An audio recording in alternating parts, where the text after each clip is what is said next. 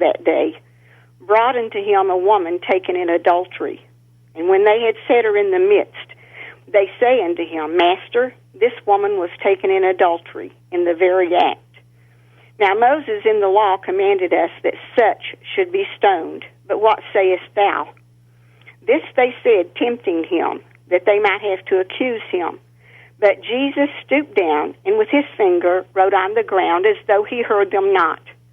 So when they continued asking him, he lifted up himself and said unto them, He that is without sin among you, let him first cast a stone at her. And again he stooped down and wrote on the ground. And they which heard it, being convicted by their own conscience, went out one by one, beginning at the eldest, even unto the last. And Jesus was left alone, and the woman standing in the midst. When Jesus had lifted up himself and saw none but the woman, he said unto her, Woman, where are those thine accusers? Hath no man condemned thee? She said, No man, Lord. And Jesus said unto her, Neither do I condemn thee. Go and sin no more. I don't know a lot about Donald Trump, but I think he's been married 3 times. I wonder if he's ever committed adultery. I'm sure Ruby has, and I want to thank you for calling in and reading that. That was absolutely beautiful. Do you do Sunday school somewhere by chance? Because you said that very nice. Yes, I do. I teach, but I teach young children in Sunday school. Well, we need more of that, Ruby. That was beautiful. Yes, you're absolutely right. I mean, is he? I don't know if it's true or not. And the one thing I did like about Donald Trump, he did disavow, and he said, I hope it's not true. Whether he meant it or not, none of us know. But I don't think anybody can wish something like this on somebody. And you're right. Who of us is without sin? And I hope for Ted's sake that it's not. And that's why I would love, you know what, Ted, if it's not true, then file a lawsuit and put an end to this dirty politics, you know? Well, I am very, very disappointed. I wouldn't even watch most of the presidential debates because of the way they were so rude to each other, interrupting and calling each other names, and I don't like that.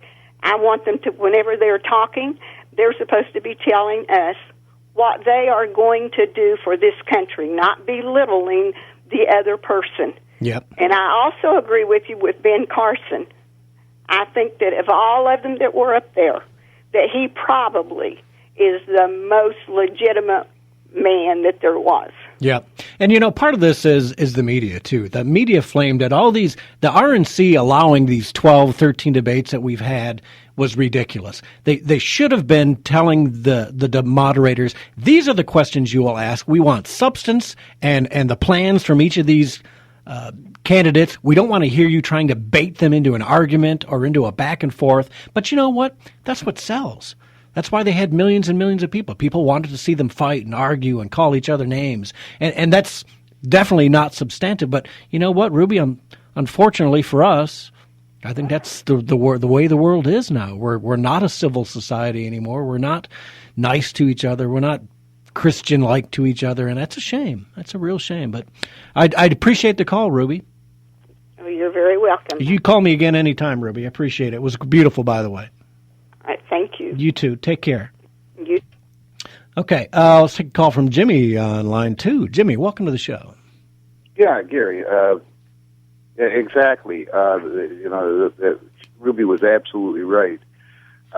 It was a nice call, wasn't it, Jimmy? I don't get, nice Christian calls like that. It's kind of for a minute there, I thought I was going to tear up in here because what she said to me really kind of hit me a little bit. Maybe it's time I get my butt back to church, Jimmy.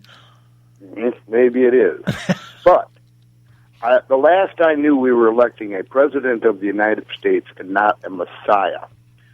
So I don't like being demonized and having my Christian faith called into question by anyone, Glenn Beck or anybody else. Yes. Because I'm supporting Donald Trump over somebody that you think is more pious than him. Yeah, you took offense this week when Glenn Beck said that, eh?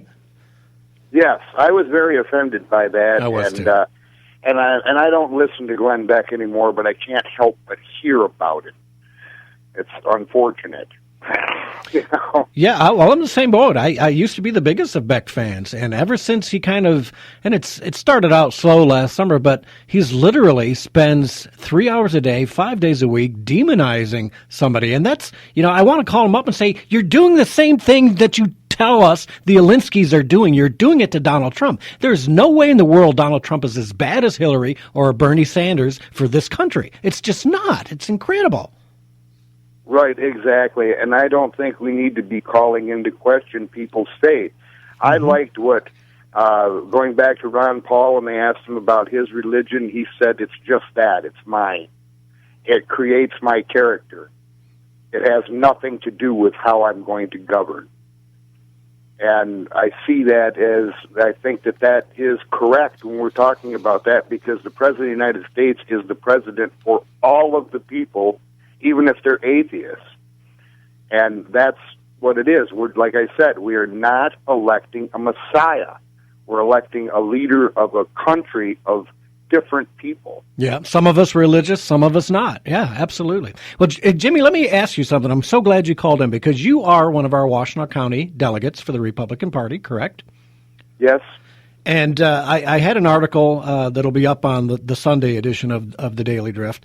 Ted Cruz is gaining in Louisiana after his loss there to Donald Trump, because he's doing that same thing that Hillary Clinton's doing with her superdelegates. They're looking for delegates who will, even though Trump won the state, are going to vote at the convention for somebody else. Now, is that happening here in Washtenaw County? Because I got to tell you, Jimmy, I'm going to watch, and we've got a list of who our delegates are, and we'll have a list of who votes for who, won't we?